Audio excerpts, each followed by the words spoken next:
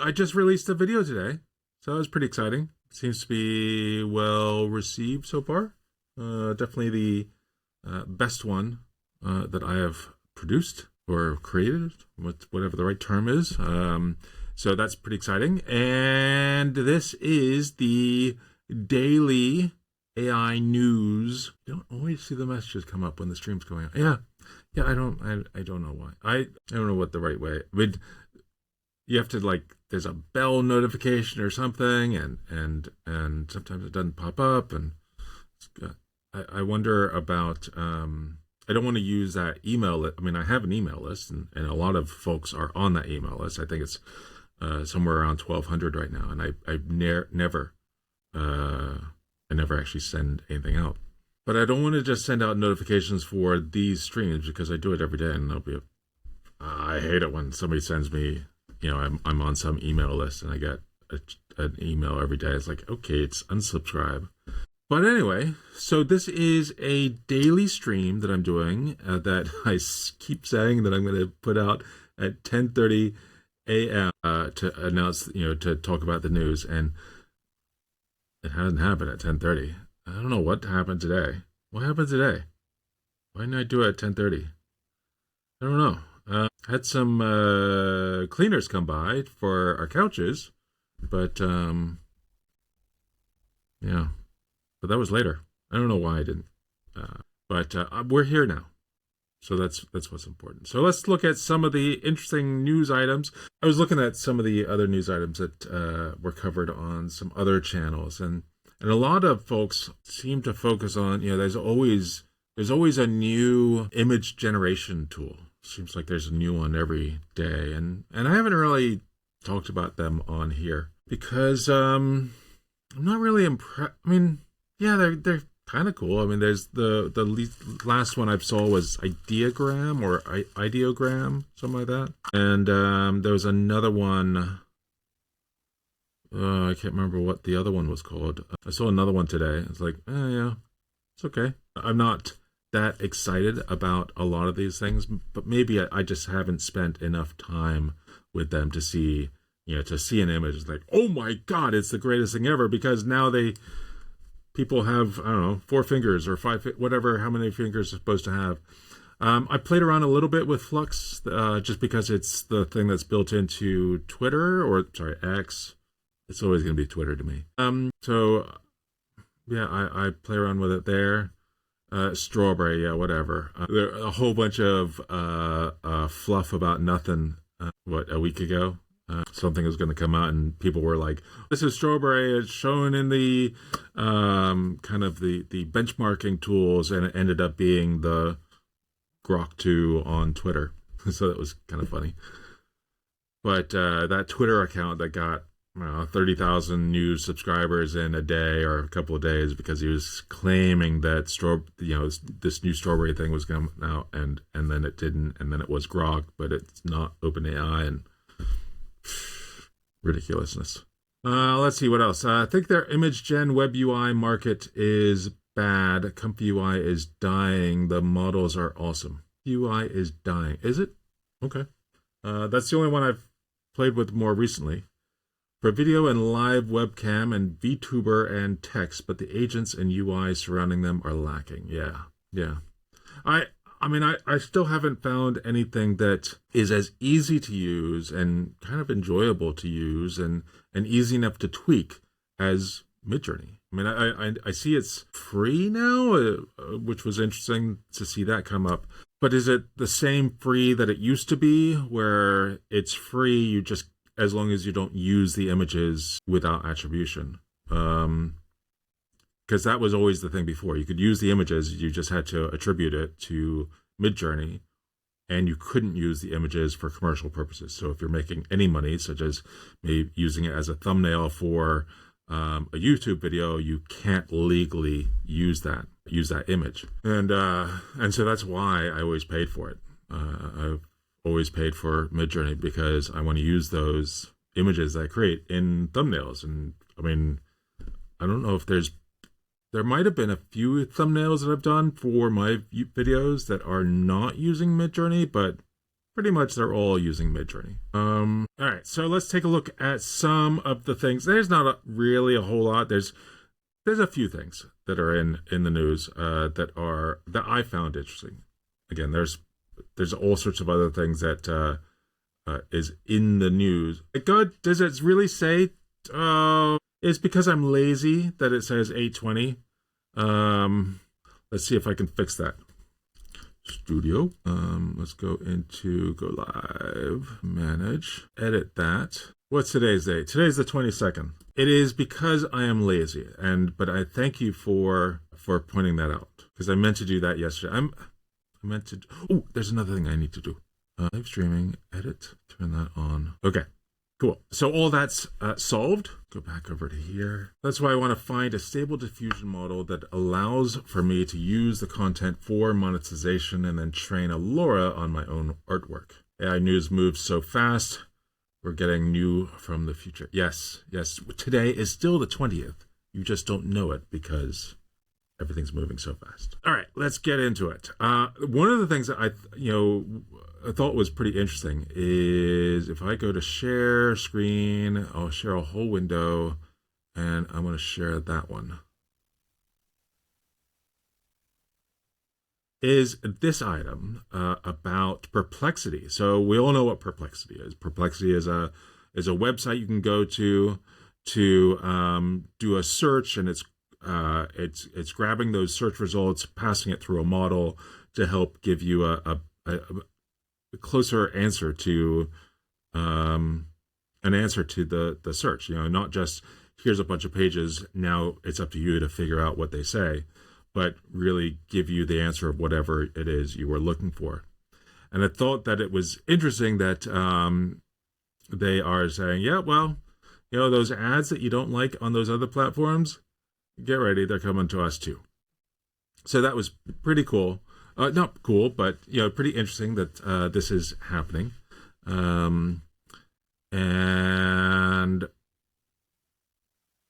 it's going to do revenue share. Last month launched a program with publishers to do revenue sharing with publishers. So that's interesting.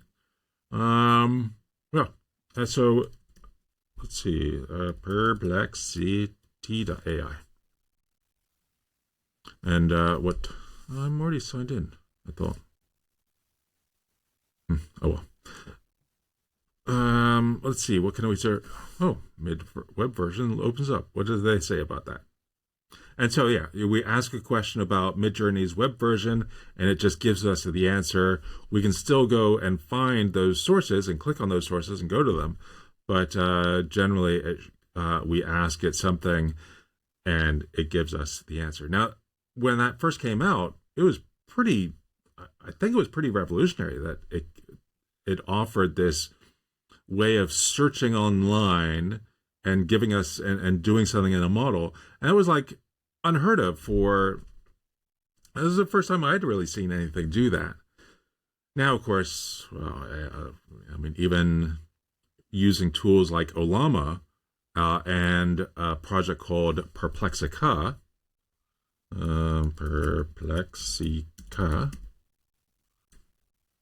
that's not what I wanted. Perplexica.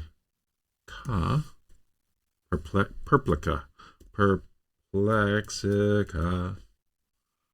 that one. This one. Has it been updated? Yeah, it's been updated. So it's basically trying to do a lot of the same things, but using, is it just Ollama or is it, so using Ollama, and it will, do that same search online using probably, I think is it always search ng or searching? Uses searching, meta search engine to get the results and re-rank, and then use the model to kind of figure out what is the answer of what you're looking for. Okay, so you can also uses Ollama, or you can use OpenAI or Grok or Anthropic as a model.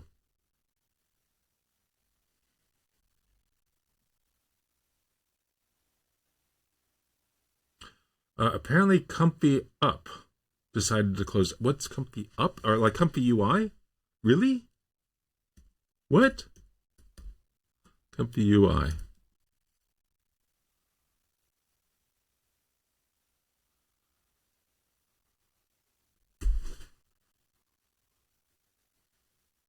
Oh, what do you mean it's gone? Seems to be there.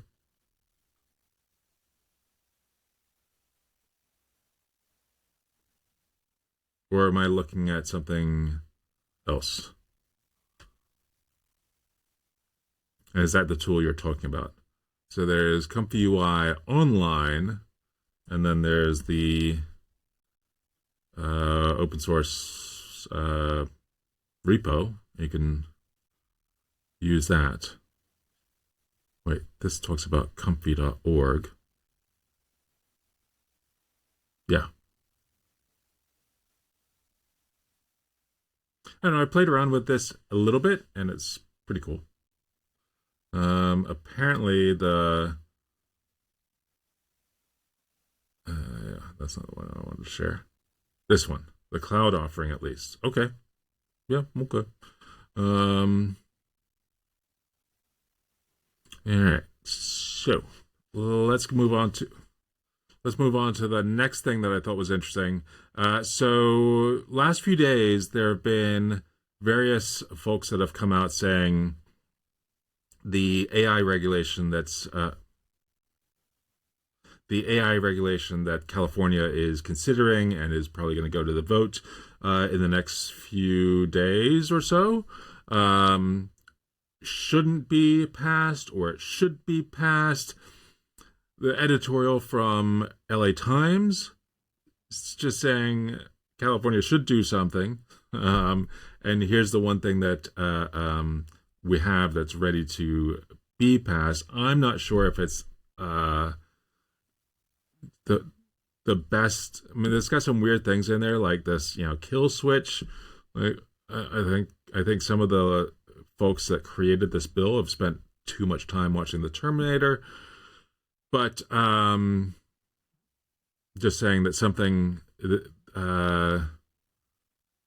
yeah. So they are basically saying this is a good thing and should be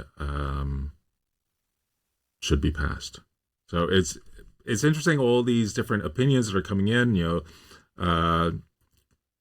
OpenAI and a bunch of those types of vendors saying we want regulation, just not this regulation. And Pelosi and some other folks at the national level have said this might be bad, but are they saying it's bad for real reasons, or we know that a lot of folks in those in the national the Senate, Congress, they are taking advantage of their position and buying stock on things they learn about in their roles.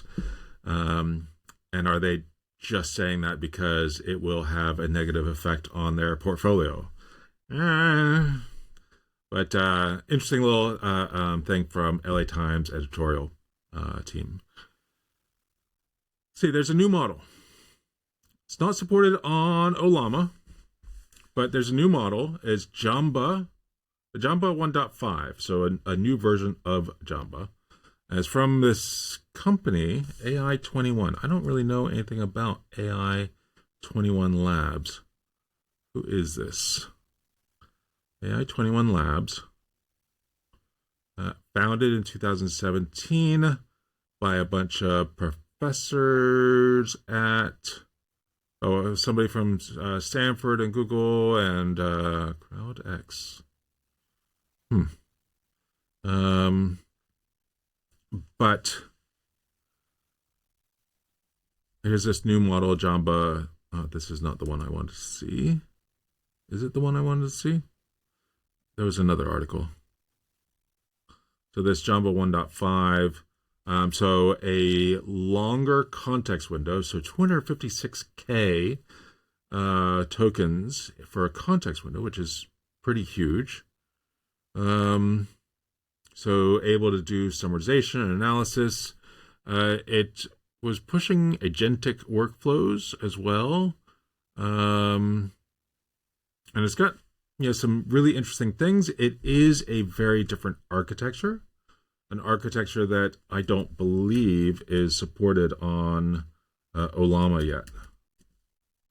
So if I go to if I do a search for Jamba, I don't think anything comes up. Yeah, so that architecture is not supported by Ollama, at least not yet, and maybe it will be at some point. But this is so it's not supported in Ollama for a while to come. Is it weeks away? I don't know. Is it coming at all? I don't know. But there's new architecture, and so that's why it's not on Ollama today. But massive context window. It's pretty amazing. Now this is looking at the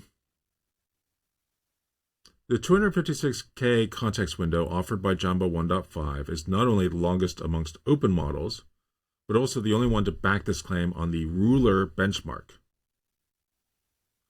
Ruler, what's the real context size of your long context language models? I assume this is looking at feeding in a huge amount of context and then looking for needles in the haystack. We extend the needle in the haystack test to evaluate retrieval capability. So often with these large contexts, it can shove a huge amount of data into the model, but it only remembers the beginning and the end, and a lot of the stuff in the middle, it all disappears. Kind of like the way we remember. I mean, we remember the first few words and the last few words of any series of words that you're given, and models tend to do the same thing. So some of these, it looks like this benchmark is saying, okay, what's really the context? Are you able to really remember everything? And so it looks like they're suggesting that the effective context window is better than anything else out there, which is interesting because Claude 3, which one was this? Claude 3 that had like a 1 million token or longer, and Gemini Pro claims to have this massive context as well. So that's pretty huge. Fastest on the market. All these are wishy. I mean, they're pretty graphs. They're always very selective about who they are showing. So we're only looking at these really massive models. It's pretty graphs, and interesting that there is this new architecture, and we'll see if it shows up in tools like Ollama anytime soon. So Microsoft had what I thought was a pretty cool feature that Microsoft has a long history of having people who suck at PR, I think. And yeah, so they announced this thing called Recall, which I thought was a pretty cool idea. And I wish that I had I've seen tools like this on the Mac and I think on Windows as well before, like 5 years ago, 6 years ago, a tool that would basically screenshot your system every X number of minutes, every minute or so. And then you could kind of flip through like a flip book and find what were you doing at different times. But it couldn't really do anything with that. It couldn't automatically say you were, doing, plenty of people. I mean, I have often had, God, what are those tools? Different time tracking or yeah, time tracking tools that exist. I can't remember any of the tools now. Time tracker.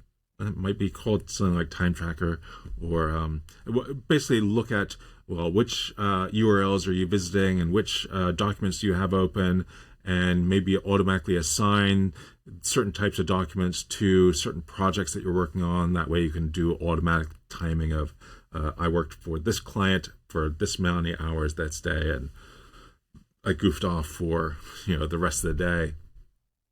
And it's pretty useful stuff.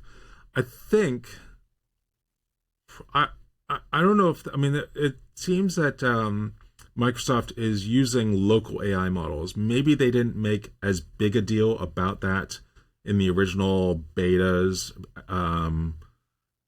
as they should have. And it looks like in those initial betas, the database wasn't as secure as it was planned on being, and people noticed it and they didn't like that. But something will be coming out soon for this. I think it's pretty cool. I wish I had it, but I'm not going to switch to Windows for it. But it's interesting. And let's see. I had one other thing to talk about. Where did my... Oh, did I not? Am I not showing that? I'm not showing that article because I went to it from a different page. From a different... I'm talking about this article. Microsoft Recall AI feature won't be available for Windows testers until October. So it looks like there was a version earlier, but people had problems with it. And then there'll be a new version coming out. And I think it's pretty cool. But Microsoft Microsoft not the only company that announces things and realize they didn't think through all the things they said. I mean, Docker has been a victim of this, not victim, I guess a victim of themselves before, where they announce a new policy around licensing and it goes badly. And then in fact, I remember when I was still doing the podcast with Brett Fisher, we had Scott. What's Scott's last name? The CEO of Docker. We had him and one other guy on our show, and I've met Scott a number of times before because he was. We often saw him when we were with Olama because he was, because he was good friends with the two founders of Olama. We saw him in the office every now and then. And so they've done stupid things too. All right, let's see what kind of things we have in the chat. So check out Scott Aronson's AI watermarks with cryptography for verification of AI content. I did see some articles about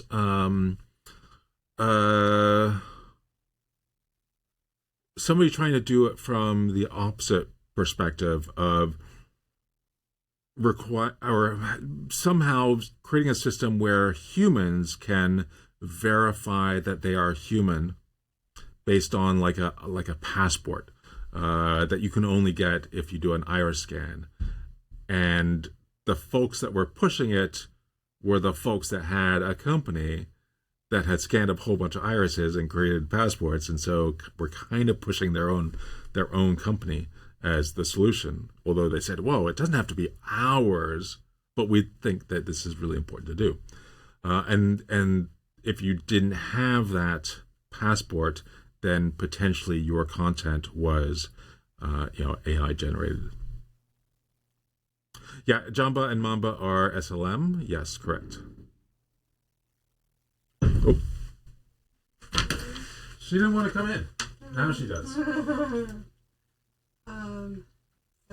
Lauren's here in 40 minutes. Okay. Do you want me to make it for everyone? Sure. Or do we want to... What do we want to do? I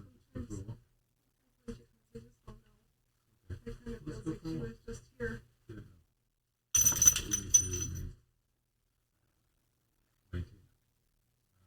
think so.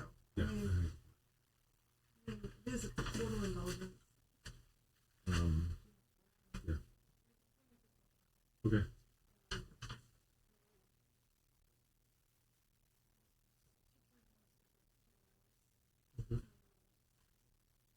A lot of them work pretty hard. Yeah, I actually ended up, I was going to can in half, Yeah. but I And then some of them I opened up and they were like, oh, inside. But some work amazing. Hmm. Hmm. Okay. Great. Winter. Cool.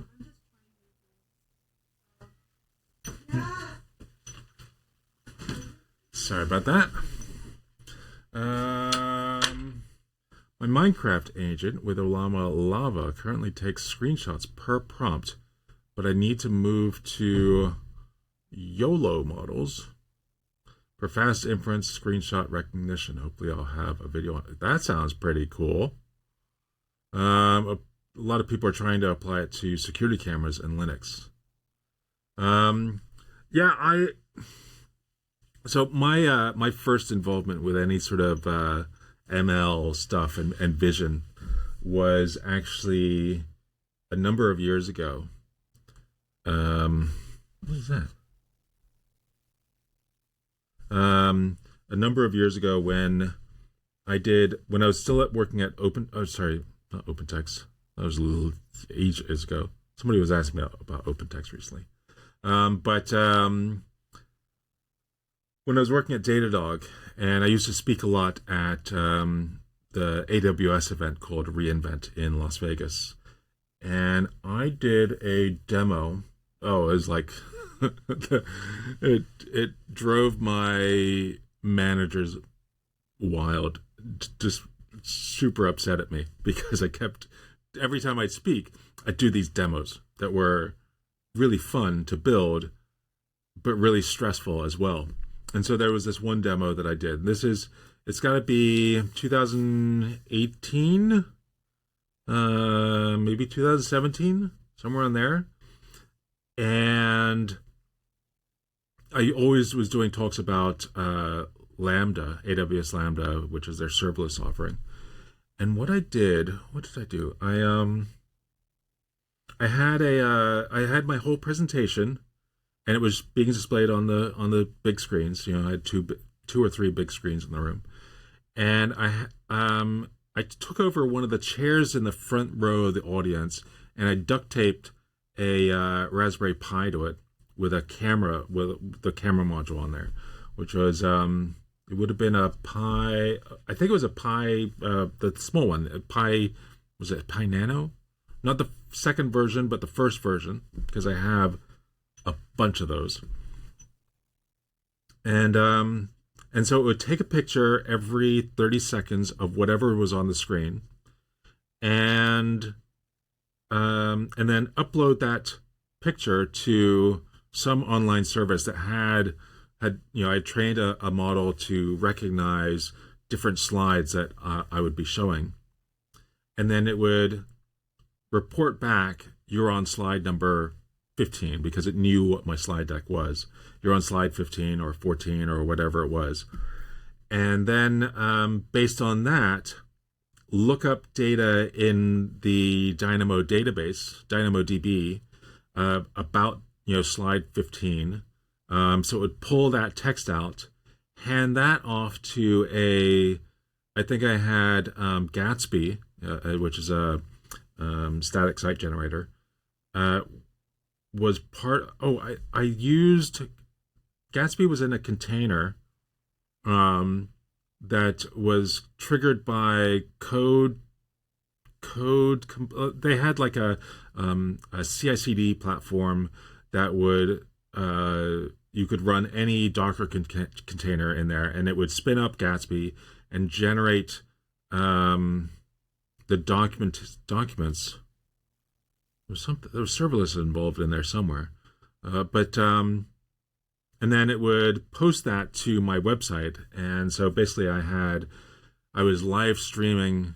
I was live blogging my talk as I was delivering my talk, and it had like, I don't know, 18 AWS products involved. It was really cool, because I spent like a month trying to get this to work, and up until the day before, actually even maybe even that morning, of the talk, it didn't work. All of the pieces worked, but none of them all worked together. And but thankfully I got it working. It wasn't 100% correct, but on the blog it would show an image of me talking about something in front of the slide, and then the description of what I was talking about on that slide, and it was pretty magical. So I don't know why I went into that tangent. Okay, so that's really all the news, all the interesting news items. Again, there's lots of image generation things that mostly seemed more of the same stuff. So I haven't really talked about that. But I did find one amazing GitHub repo that I definitely want to play with because it's pretty awesome. It's kind of along the lines of, there's lots of tools out there that will try to detect if the student's paper that they've submitted to class is actually copied from somewhere else or AI generated. And there's lots of those types of tools that try to figure out if this is actually their actual work. But I just love this. This is the BS detector. I'm not sure if it's actually using anything that is using any sort of model, or if it's just doing searching for buzzword bingo kind of stuff. But AI driven insights. So hyper optimized algorithm, our proprietary non-quantum inspired NLP engine, delivers unparalleled accuracy at light speed. AI driven insights harness the power of machine learning to unlock game changing actionable intelligence from your content. Seamless integration. Our future-proof API effortlessly plugs into your existing tech stack for a turnkey solution. I mean, I guess this must cause his tool to fire for every single word, and a 500% increase in content clarity. Oh my God. Total example of what it's going to find. So that's, I just thought that was funny. It's not related. Oh, and it's next generation, no AI powered, no cloud native solution to revolutionize your content strategy and synergize. I love it. I love it. Who's it written in? It's written in TypeScript. How are they actually doing the detecting? I don't see anything that's AI related, so that, it must not detect. Yeah, it's just looking for phrases. Oh yeah, so it's just looking for these words somewhere in the text, and if it finds a whole bunch of them, it raises the kind of the BS level. So don't use hypergrowth or turbocharge or plug and play or intuitive, or I'm sure synergize is in here, or blazingly fast. It's awesome. All sorts of things in here. I love it. I love it. And that's kind of all the news I had. Anybody else have anything interesting? Oh, there's a whole bunch of stuff in the comments. You had a vision. Yes. Got a bell. Cheers, rocket, red countdown, liftoff emoji, whatever that is. Next time. It sounds like all observability vendors today. For me, the biggest thing this week was Agent One's launch. The project. Oh, yeah, I had played around with that. Was there a launch now? Agent One. Like the, no, it wasn't Agent One. It was Agent something else. Agent Zero? Agent Zero AI framework. Is that what you mean? Not Agent One? he had reached out to me to do a to take a look at it, and I keep meaning to, and I haven't. But this looks really cool.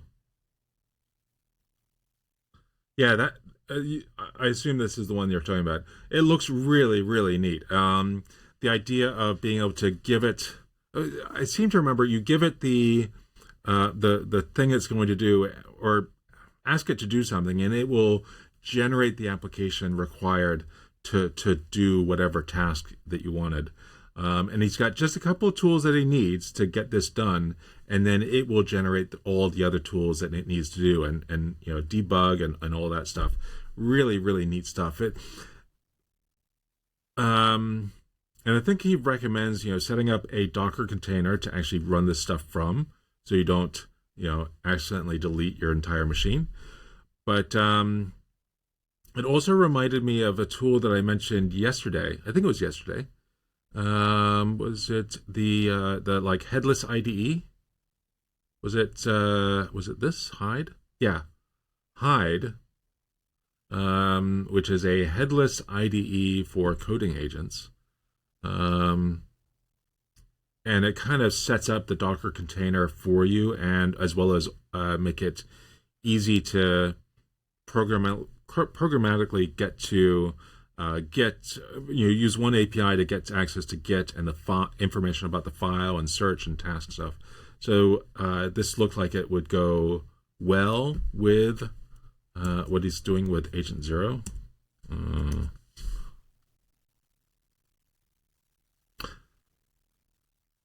And then I'm sure that if you are in here, you probably already know about evangelistic. My channel. Oh, it looks like I'm live. Okay. I gotta fix that. But about this video that just came out today, just a few hours ago, 1 hour ago, just about LLM parameters explained. It is the first kind of trendy YouTube thumbnail that I've ever made myself. Because you got to have the italics and slightly sands it up, and one of the main, like, the action word kind of in yellow. Maybe I didn't choose a good yellow, but it's also the first video that I've had somebody else edit for me. So I was very excited about that. Found an amazing person that edited this video for me, and I could have done what he did. It just would have taken me longer to do. I probably would have made different choices about it, and we'll probably work together over the next few videos to kind of nail in my style. But I thought overall this was spectacular and super cool. Zero, yes, I'm wrong. It's amazing. It says danger. Yeah, danger on the Zero Agent Zero. I feel like he said, don't do this on your machine, because you have there's a decent chance you're going to really screw things up. It is, if you give, which actually reminds me that, who was it? I think it was yesterday. There's a tool available that will let the agents that you are using on your behalf go and spend your money, which sounds like a bad idea. I mean, it's bad enough when BeMinder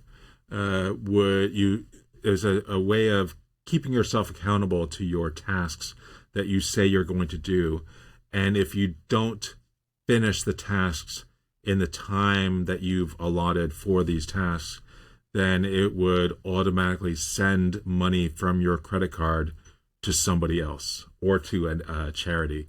I think they recommended you do it to a charity. So you could easily, by slacking off one day, oops, you just gave $10,000 to somebody. By the way, training a fine tune with searching data. You okay, Jade? Don't throw up in here. You didn't throw up, did you? No. She had a bout where she was throwing up a lot. By the way, training a fine tune with searching data, U.S. copyright infringement, but utilize archive research papers is considered open source knowledge for training. Oh, is search fine tune with searching data is copyright infringement. Okay, that's search. Yeah, searching. So I was told that the X in searching is as in chi, CHI, and so you can replace. It's not search XNG. It's SEARXNG. So the CH is not there, where chi replaces the CHI. So it's searching, except it's actually searching because it's chi. I don't know. Yeah. The tool. Yeah. Search NG. SEARXNG, which I've been told by some is actually pronounced as searching because of the chi is CHI. I think it's a goofy... but at the same time, I've seen other tools that use the chi means that the X is a k sound. So you can't have it both ways. All right. So we're at 45 minutes. I think we're going to end it unless somebody has something. Unless we can have another delayed back and forth disagreement on how to pronounce something. No. All right. Anybody else got any questions or thoughts or ideas? Did I see anything else that was cool? I got something cool. That does not come across on the stream. Does this come off? No, it doesn't. That is not as interesting as it looks in person. Okay, I have to create a different video that, let's see, if I turn off the lights, no, it's still not. Still don't see anything. It's a really lovely green color right now. And gradually these lights go down as the timer. So right now I think it's showing that there's 5 minutes left. It's really cool. It's just a timer. It's just an hourglass, but electronic. And you get to, I'm going to have to make another video about it. Let's turn the lights back on. Alrighty. It's date night tonight, so we're going for a hike. I gotta go. Babysitter's coming in the next 20 minutes. Hope you had a good time. Hopefully this was interesting. And we'll do this again tomorrow. Tomorrow's Thursday. Yeah, Friday. Tomorrow's Friday. There's no reason I can't do this at 10:30 tomorrow. 10:30. Let's go for 10:30. Bye. Bye. Yeah, the hourglass is from a company called... Oh, it's flashing because I was almost tilting it over. Called Focus Timer. I think it's called Focus Timer.